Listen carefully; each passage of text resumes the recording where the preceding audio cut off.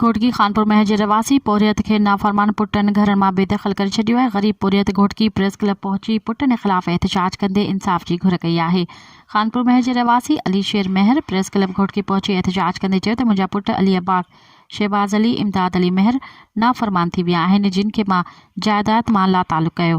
जे बाद मुंहिंजा नाफरमान पुट ॾमरजी मूं ते तशदुद कंदे घर मां बेदख़ल करे छॾियो आहे, जंहिं करे मां घर मां बेदख़ल करण करे दरबदर आहियां।